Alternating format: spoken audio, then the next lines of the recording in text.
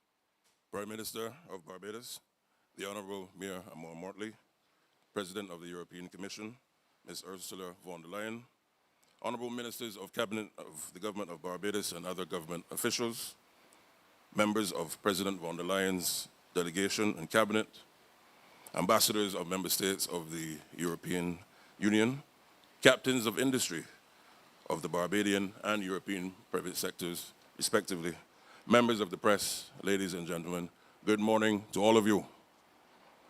Good morning to all of you. Certainly, it's a pleasure to welcome you to Illawarra Court, the official residence of the Prime Minister of Barbados. My name is Chad Blackman, the Minister in the Ministry of Economic Affairs and Investment, and I will be your moderator for this morning's proceedings. Certainly, I want to say how great it is for us to be here this morning on a very historic occasion. And why is that? Not only is it the first official visit to Barbados of President von der Leyen, the President of the European Commission, to this country, and I'm told to the region, but equally, it's the first time that the President of the European Commission is coming also to Barbados and to the region. But certainly, I'm of the view and I'm hopeful that this is not going to be your last. And we welcome you once again to not only our shores, but to the Caribbean. Ladies and gentlemen, we're here to witness the most recent and tangible expression of outputs between the strong collaborative efforts and relationship between Barbados and the European Union. Today we will witness the signature of the letter of intent between Export Barbados and Biomedics, and we will also mark the launch of Renew Stable Barbados project. I will now invite Minister of Industry, Innovation, Science and Technology, the Honourable Marcia Kettle, to give you some remarks.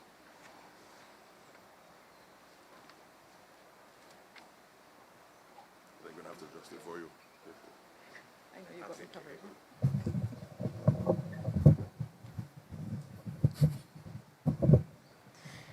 Thank you.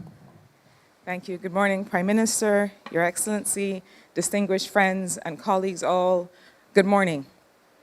It is an honor to be here this morning reflecting on the fact that in 2018, when we came to service as a government, in framing the Barbados Economic Recovery and Transformation Plan, there was one way in which we thought that the Barbados economy and country would be able to distinguish ourselves as we got onto the business of recovery, but then transformation. And we identified that in the BERT, what we call BERT 1.0, as a high-skill, knowledge-based economy. We are now at BERT 2.0, having successfully achieved recovery and being on to growth and transformation. And today marks one of many efforts to be able to bring that high-skilled, knowledge-based economy to the way in which we craft opportunities for the people of Barbados, and in fact, the way in which we show what Barbados can bring to the world in collaboration with our partners and in the context of the multilateral system. Now, the truth is that the populations that are represented in this region are greatly underrepresented in biotechnology and biomedical research. Barbados has developed quite a bit of information about ourselves and about our populations, and we now have an opportunity through the use of molecular technology and artificial intelligence research to bring those methodologies to bear on the data that we collect in order to understand what are the health profiles of people who look like us and sound like us and move through life like us. We believe that once we understand that better, especially as it relates to cardiomolecular diseases, that we can bring that knowledge to the world, and that we can also create a space where others can come and do research and create innovative cutting-edge technology to solve medical problems for us and for the rest of the world. And so that is one of the reasons that it gives us great pleasure to be able to launch this biomedics cooperation with Export Barbados, and with a company that has excelled in being able to create knowledge campuses in cities and in other parts of the world. We believe that Barbados can be one big campus, to know more, to show the world more, to teach the world more in products and solutions that solve problems. And so I'm very pleased to be able to participate in this signing. We've been led from our side by Mark Hill, the head of Export Barbados, who will represent us in the signing. And he has had very strong conversations with Dr. Tadona and the team from Biomedics. And we cannot wait to see everything that this partnership will produce. Thanks so much.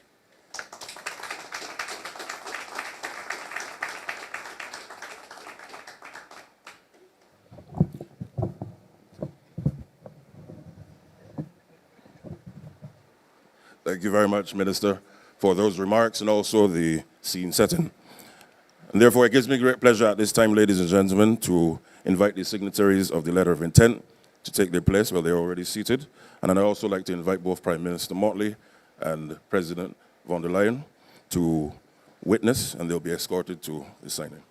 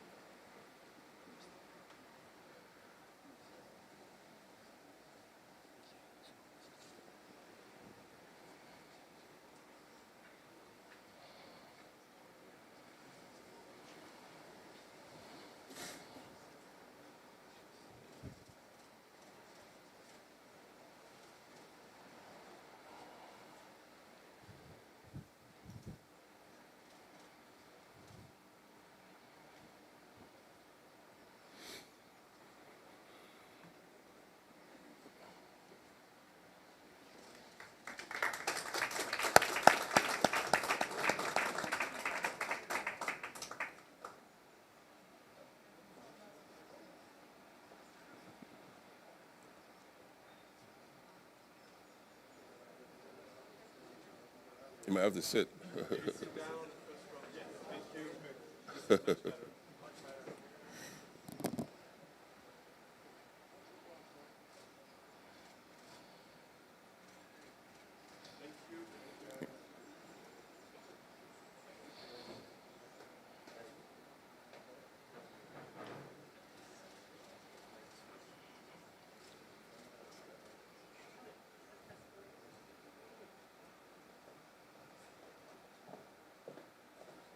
Thank you very much.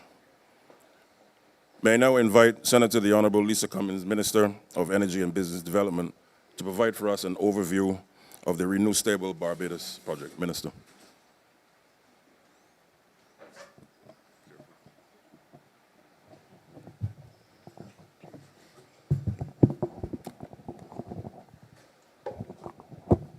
Good morning, everyone.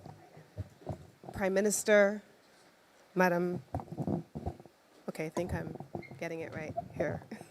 Good morning, everyone. It is my privilege to be here this morning to share just a brief, for a few moments about the Renew Stable project. We have the principals here. I'm happy to have the CEO here with us from France and the other principals of the HDF project here in Barbados. Prime Minister Motley and President Macron, some time ago, not too long ago, shared a letter of support for this particular project. It is Barbados's very first hydrogen project. It combines the use of solar technology, in which Barbados has been an exemplar and a leader globally and certainly locally, and hydrogen cell technology from France, along with battery technology to be able to provide a fixed source of energy to the grid here in Barbados. We're very pleased that not only have we been able to launch the project here today, but we have been able to conclude the majority of the negotiating processes with the off-taker. We have completed the connection impact assessment to allow for the technical work for the project to be brought to closure. And we have seen with the European Union a landmark collaboration of a number of development partners. We have seen the Global Climate Fund come on board, the European Investment Bank, Inter-American Development Bank, IDB Invest, and the International Financial Corporation of the World Bank working in support of this project. And an important part of it for Barbados is the syndication of local and domestic financial partners alongside our development partners. And so not only has this been a flagship project for in the energy sector and the technology sector as well, given the use of hydrogen cell technology, but it has been an outstanding partnership with the European Union, and I want to celebrate the partners who are here today.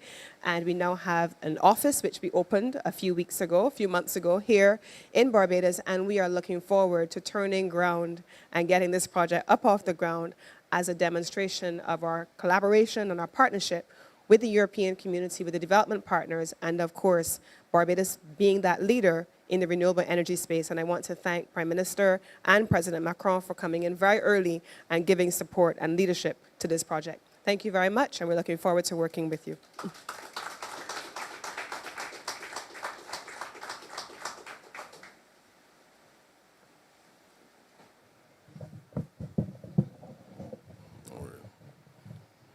Thank you very much, Minister. It's very clear, as you can see, ladies and gentlemen, there's a lot happening between Barbados and the European Union. And you've witnessed this morning, not just the signing, but of course the overview from our two ministers who've spoken so eloquently as to the manifestation of that relationship, and long may it continue. Ladies and gentlemen, at this time, we will now commence the press conference, and may I invite both Prime Minister Motley and President von der Leyen to come to the podium, and we'll invite Prime Minister Motley to make her statement first, followed by President von der Leyen, and then, of course, be open to the press at their wish this morning.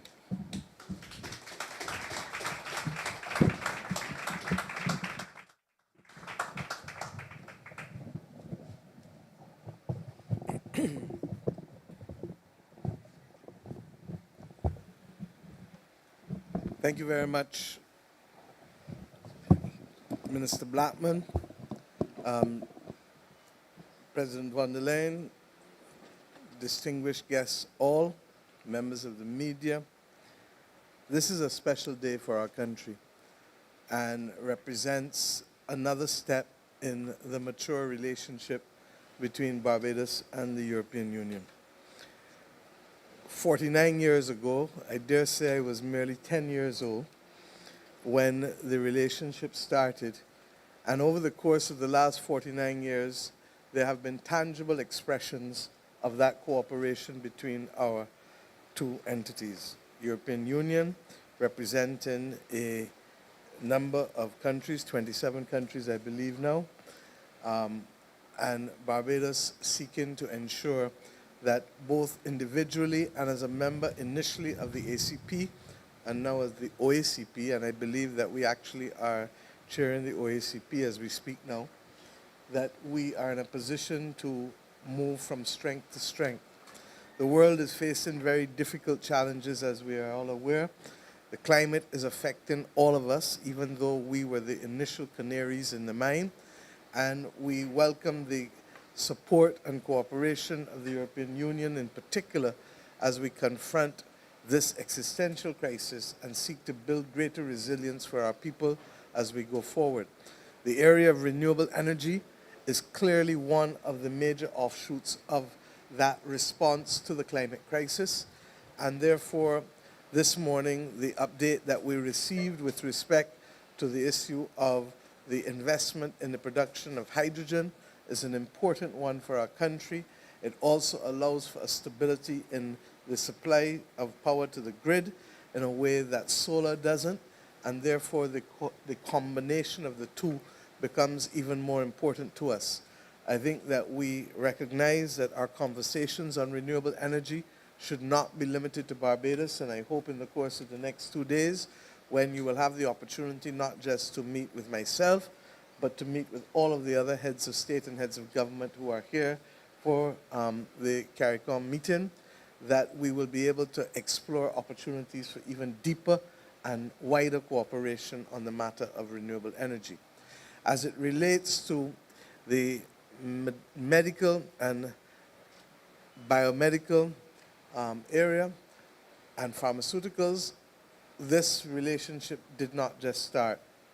Indeed, in Sharm el-Sheikh, in Egypt, we had the opportunity with Dr. Tedros from the WHO, as well as with the head of the European Investment Bank, and with the president of Rwanda, and remotely with the president of Guyana, to lay the parameters for a partnership framework which has already produced benefits for us.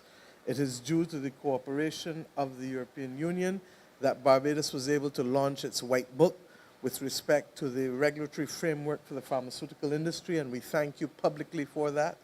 And we continue now to be able to move to the next stages with respect to legislative framework, as well as the establishment of the regulatory mechanisms that are critical for us to be able to attract companies here to do manufacturing of pharmaceuticals, as well as we are seeing through the signature of this agreement and with other partnerships, research in critical areas. You heard the minister say that there has been very little research done in the pharmaceutical industry for conditions that is based on our genes as persons of African descent. Indeed, the numbers for diabetes, I'm told, that are available, less than 7% of the persons tested come from African background. And to that extent, it is of great concern to us, because I often say in our country that we are suffering from a diabetes epidemic.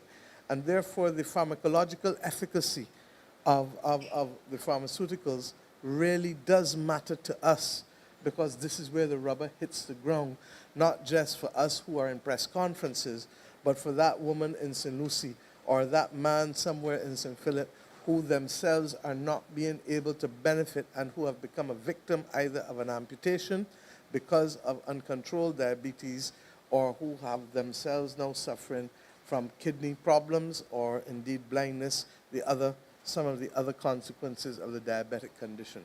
And I want to make this clear, because very often we see these press conferences and you wonder, how does this relate to the average man and woman? And this is where the rubber is going to hit the ground for Bajans, Caribbean people, and indeed Africans across the world, not just in Africa, but in the diaspora, because we need to shift the attention of the pharmaceutical industry to be able, particularly in an era of personalized medicine, precision medicine, to be able to shift it to allow us to be equally the beneficiaries of the wonderful research that's being done. I am clear that the European Union's help in this area has been pivotal in terms of allowing Barbados to be where we are. We had an ecosystem from 1882 that, as I said yesterday, that made pharmaceuticals, but only fill and finish. But what we have recognized is that we are best off in development thrusts, where we take and build on an existing ecosystem, and that is simply what we are trying to do here. With respect to the other areas of cooperation, we have had extensive discussions on the issue of the difficulties that we've had with respect to blacklisting and graylisting, and mercifully Barbados is off of those lists now, but there is one remaining factor that is not in the control of the Commission, but in the control of the European Parliament, and we hope to be able to sensitize them as to its importance to us, because this is also where it hits, the rubber hits the ground with respect to companies that are Bajan investing in Europe, or companies that may be financing or accessing financing out of Europe, and we would want for there to be no further obstacles with respect to our relationship. We have also spoken about the Bridgetown Initiative, which is critical to all of us in terms of creating a fairer and more transparent deal for countries accessing the international financial institutions. And Europe's support generally has been there. There are some things that we have still to do, and we would want to see greater participation in the belief that per capita income alone cannot be the basis for accessing concessional financing or grant financing as we fight this climate crisis, which we didn't start, but that we need to be able to also have a clear understanding of vulnerability, in particular climate vulnerability, and in particular with respect to the acknowledgement that many small island developing states face wipeout risk. There are some other issues that I hope over time that we will be able to discuss to strengthen our partnership, because I believe that our collective voices in pursuit of fighting this climate crisis, boosting resilience and adaptation, and seeking to mitigate by increased use of renewables will help us all. I am aware that fossil fuels are not necessarily the enemy. What is the enemy is the emissions. And if there are those persons who believe strongly that there are other ways, then we should be increasing significantly the investment to decarbonize the fossil fuels rather than simply denying the existence of the climate crisis. So with these words, I'd like to formally thank you and welcome you. There are other areas of cooperation, but I am conscious of the time and simply say that whether it is in terms of satellite communication, digital cooperation, AI, both you and my minister were at the summit last week in Paris related to AI, the issue of AI regulation and AI possibilities, and then of course the very difficult issue of cybersecurity risk, and we've already benefited from the European Union in our own preparations for the legislation with respect to that. So let me also thank your representatives in Barbados, Ambassador Gosha.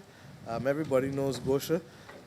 And to say that not only there, but also the representatives of the European Investment Bank, more particularly as expressed in the debt for climate swap, which has just recently been completed, which has been truly innovative in terms of not allowing the benefits of the debt swap to be taken year by year by year over 15 years, but to take it and aggregate it such that the capital investment that is being made with respect to the South Coast Sewage Treatment Plant comes up front rather than having to wait 15 years for the benefit of that debt swap. So a lot is happening, but more importantly than anything, your presence here speaks volumes.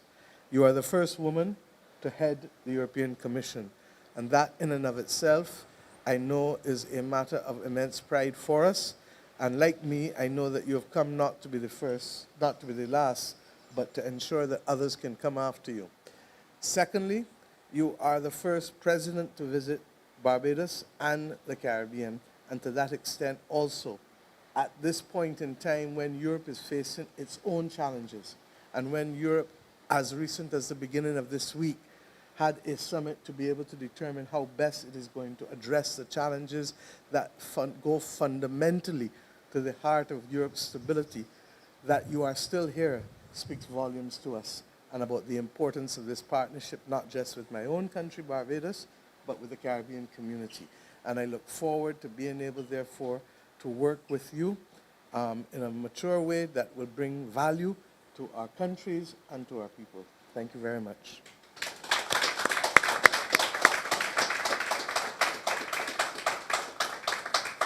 Thank you very much, Prime Minister, dear Mia. Thank you for hosting me here in Barbados. Indeed, it's the first time that I'm here. It's fantastic. It's a big, big pleasure for me to join not only you, but also our partners at the CARICOM Summit. And I've crossed the Atlantic to share with you how much Europe values its partnership with the Caribbean.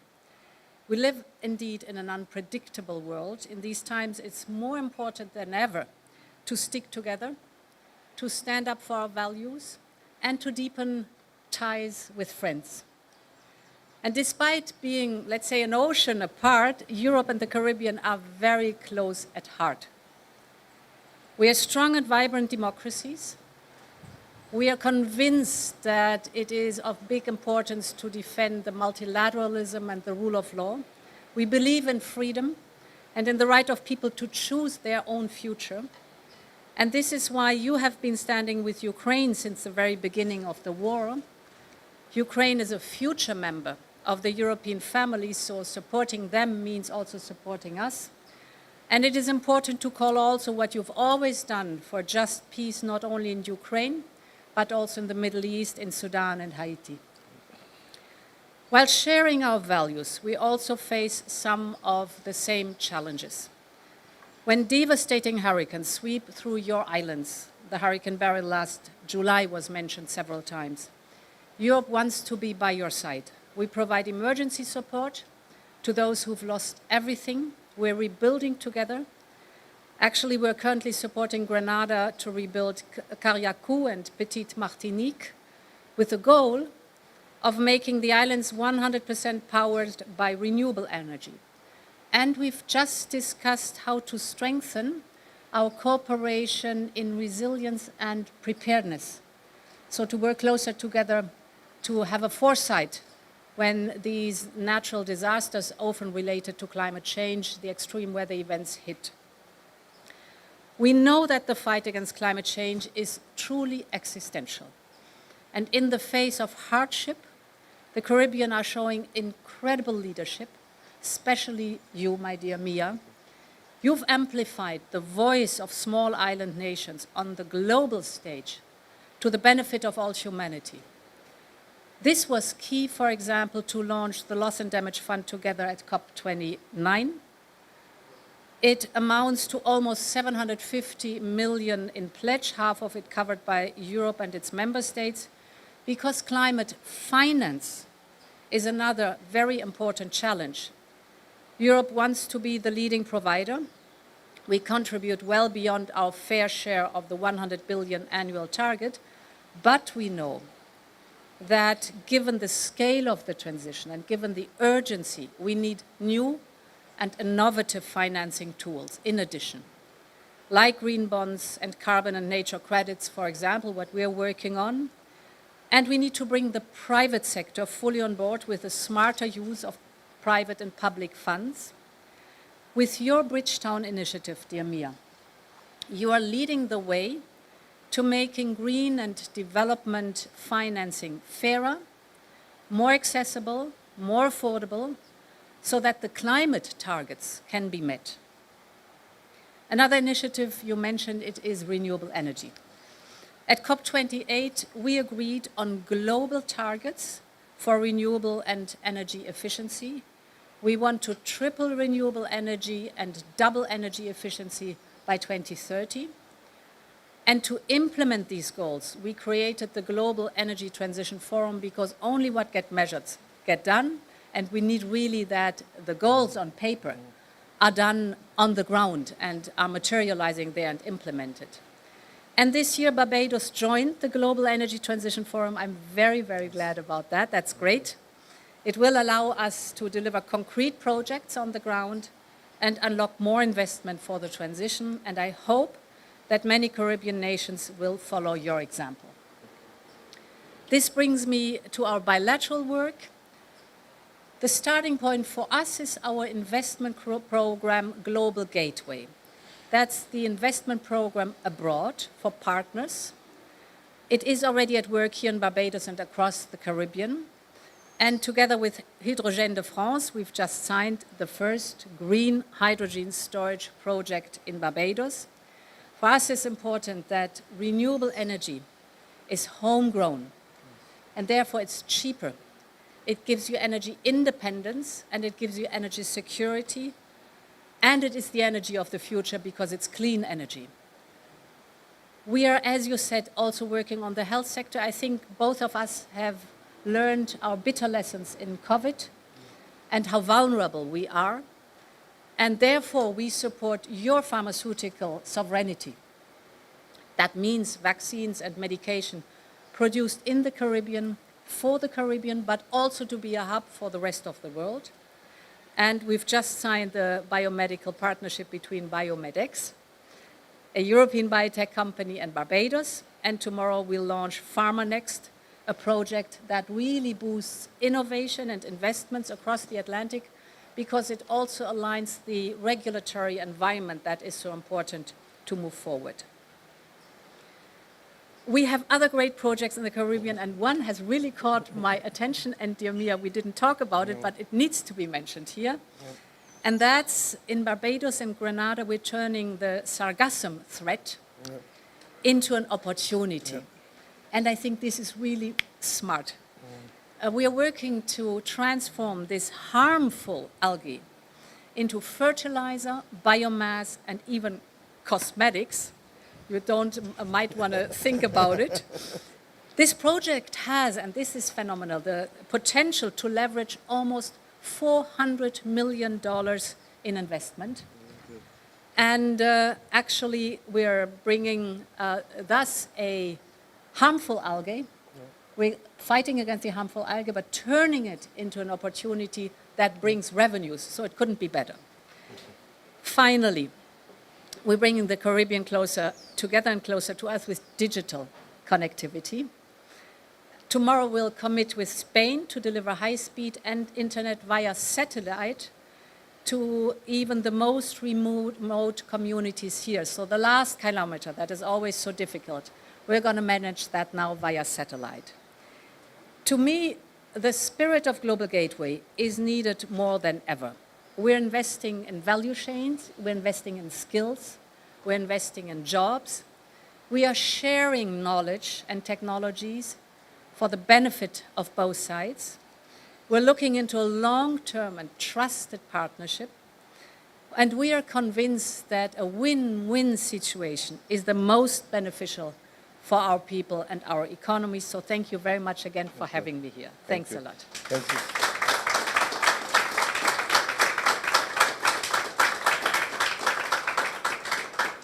Thank you, dear Ursula. And may I say, I've said to Ursula that Barbados is hosting CariFesta in August. Yeah. And that while this is her first visit in terms of work, that I trust and pray that she will come with her family to enjoy the best of the Caribbean, from the north to the south, the east to the west, in food and fashion, in dance, music, art, in talk, which we do a lot of in the Caribbean, and in all other forms of cultural expression. So I hope you take that back to Germany with you and to your family there, and of course to Brussels, to the wider European family. Thank you, and God bless. Thank you. Thank you. Thank you. Thank you. Thank you, my dear. Thanks a lot. Thank you so much. Thank you. Okay. I think we go now to the living room to take some photographs. Thank you. Thank you very much. There were no questions, I don't think, right? You didn't want any questions? You're the boss. No. Nothing? 1, 2, 3, gone.